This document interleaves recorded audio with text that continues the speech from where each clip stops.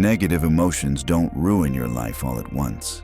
They wear you down slowly, a little more each day, until you stop noticing who you've become and forget who you used to be. That was me. I wasn't falling apart. I was functioning, showing up, smiling when I had to. But inside, I felt like I was drowning in silence. It wasn't dramatic. It was subtle. A short fuse, restless nights, a constant tension in my chest. I thought it was just life, stress, getting older. But one afternoon, sitting alone in my car, I asked myself, what if this doesn't have to be normal? That question changed everything, because science now shows us our brains aren't wired for peace. They're wired for survival, which means negative emotions come fast. But calm takes practice. That's when I started searching for something steady, and I found it in the quiet, grounded wisdom of Stoicism. Not as a philosophy to admire, but as a way to move through life differently. What I discovered weren't rules, but reminders. Simple ideas that helped me stop reacting and start reclaiming my peace.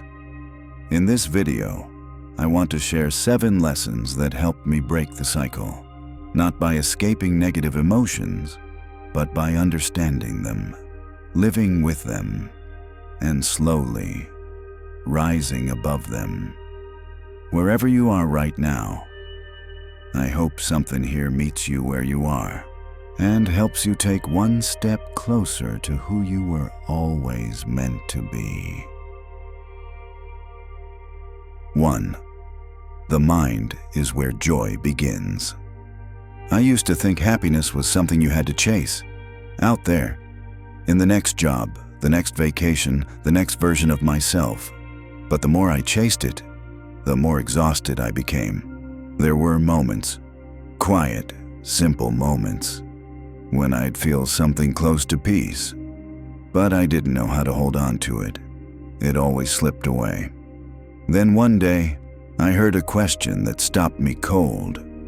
What if your mind isn't broken? It's just playing the wrong song? That landed hard, because deep down, I knew. I'd been replaying the same tracks for years. Stress, regret, what ifs, a mental soundtrack of tension I didn't know how to turn off. But slowly, I started learning something new. That my mind isn't just a place where emotions happen. It's the place they begin. The mind is a piano. Most of us never learn how to play it. But once you do, you realize joy isn't out there waiting. It's already inside you. You just forgot how to reach it. Now, I'm not saying it's easy, but I am saying it's possible. Some days it starts small.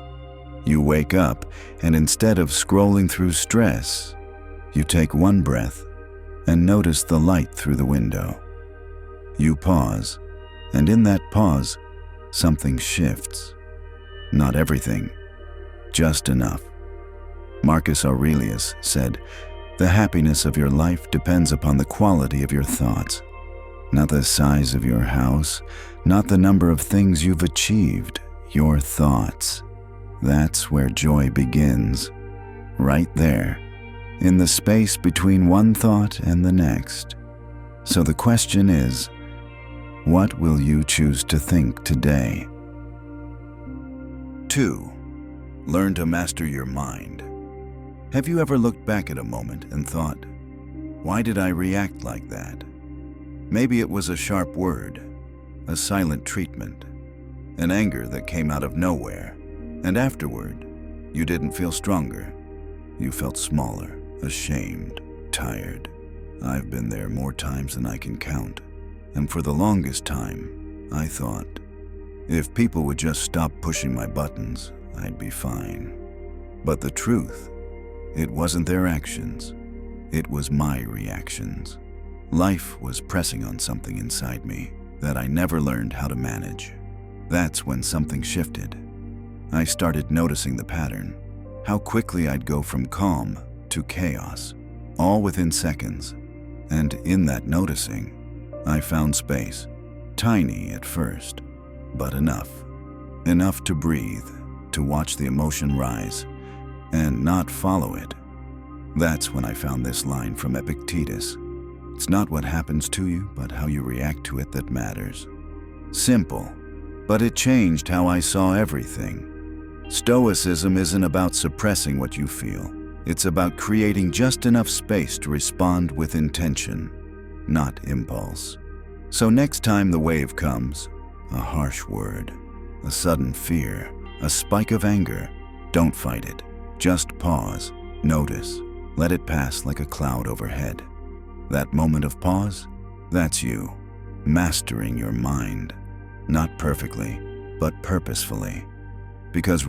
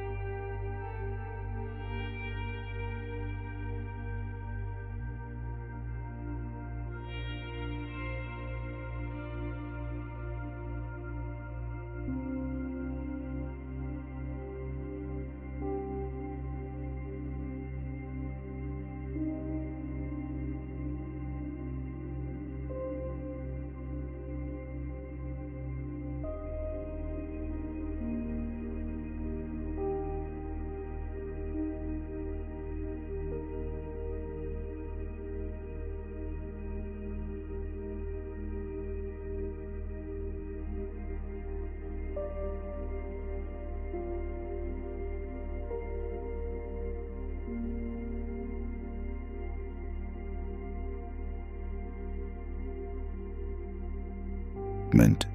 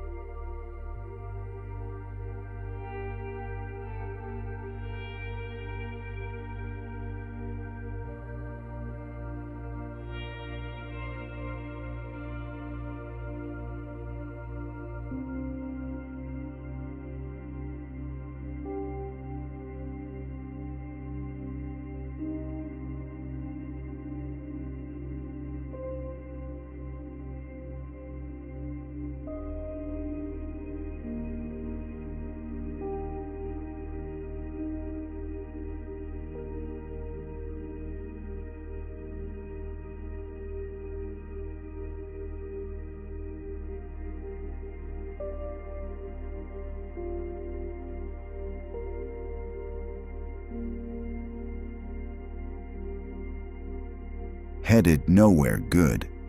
The shift came when I stopped trying to fix my thoughts, and started getting curious about them.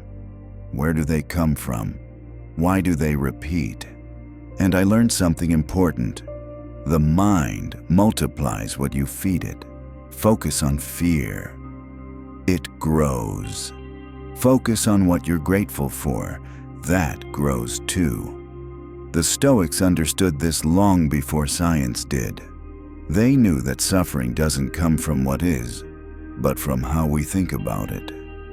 Epictetus said, "Men are disturbed not by things, but by the views they take of them." What a freeing idea, that you don't have to believe everything your mind says. You can question it, redirect it, and over time, reshape it. So try this.